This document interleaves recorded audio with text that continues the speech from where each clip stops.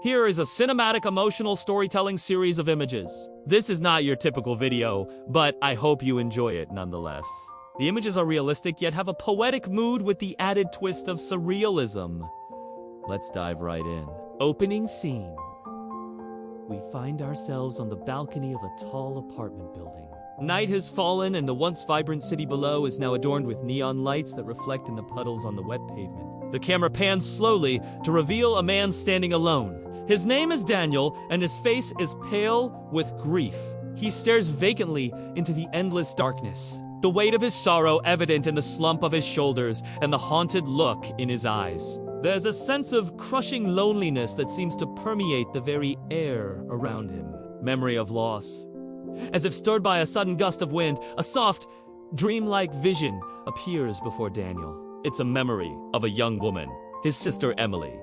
She's laughing brightly as she runs through a park, her hair dancing in the warm daylight. The scene is idyllic, peaceful, a stark contrast to the turmoil in Daniel's heart. But like a ghostly apparition, the memory begins to fade.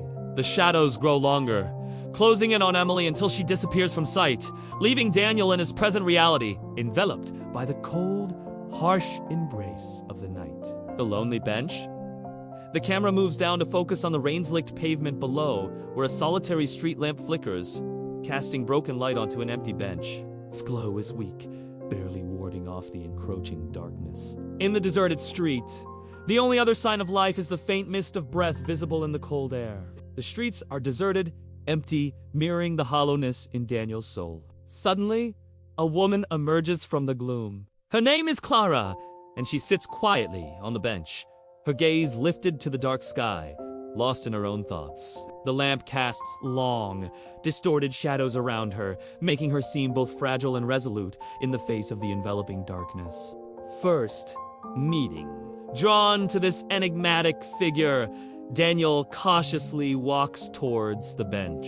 He halts a few steps away, his face half swallowed by the shadows. Clara turns her head, and for a moment, their eyes meet. The weak lamp glow illuminates only half of their faces, leaving much to the imagination, heightening the sense of mystery and intrigue. Hesitantly, they begin to talk, the quiet murmur of their voices echoing in the empty street, a fragile connection beginning to form between them. Shared silence. Days pass, and Daniel finds himself drawn back to the bench under the flickering It's another night, and Clara is already there, sitting apart from him, lost in the vastness of the night sky. A gentle snowfall begins, and the flakes drift lazily down, blanketing the world in white. Neither speaks, yet there's a profound sense of companionship in their shared silence. The night deepens, and the stars begin to shimmer, twinkling tailies of distant suns.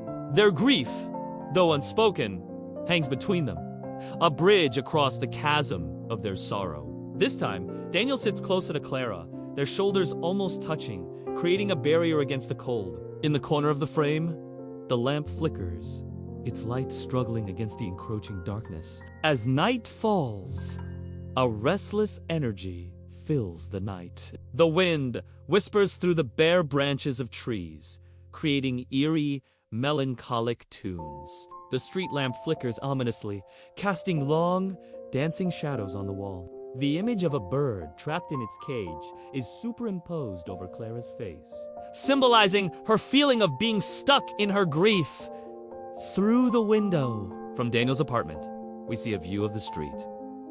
Rain pours down in sheets, mimicking tears. The street lamp is still standing, its light struggling against the relentless onslaught of the storm. Through the window, we see the reflection of a face, haggard and worn with grief. Daniel watches, unable to escape the haunting melody of loss. The blue vase. The camera focuses on a blue vase sitting on a table. It's empty, devoid of flowers or any vibrancy, just like the emotions within Daniel. He enters the room, his eyes hollow, reflecting the emptiness of the vase and the hollowness in his heart. Breakfast in bed, we shift to a different morning. Sunlight streams through the curtains, painting stripes on Daniel's bed. Empty coffee cups and breakfast dishes litter the bed, suggesting a struggle to rise from the depths of despair. Daniel lies there, his face buried in a pillow, the cheerful breakfast items juxtaposed with his dejected form, emphasizing the stark contrast between the normalcy of everyday life and the turmoil in his heart, revealing the past. Back on the bench, the broken street lamp casts an intimate pool of light on Clara's face. Her voice breaks the silence as she talks about her lost brother. Her words paint a picture of a deep bond they shared. Daniel listens intently, his eyes welling up with tears. The flickering light accentuates the raw emotion etched on his face, the pain of loss mirrored in the dancing flames. The gift. The camera lingers on a wrapped gift box sitting on the bench. It's simple, unadorned, much like the emotions Daniel has been hiding behind. Clara reaches out to touch it, and in that moment, the box seems to symbolize the barriers between them, both holding back their emotions and affection. Emily's journal, close up on an old, worn notebook lying open in Daniel's hands. The pages are filled with sketches and hopeful words. The candlelight illuminates the lines. Even in darkness, there's light waiting to be found. It's Emily's journal, a reminder of the love and spirit that continue to live on. Breaking down. Sitting under the flickering street lamp, years of bottled-up grief finally break through Daniel's defenses.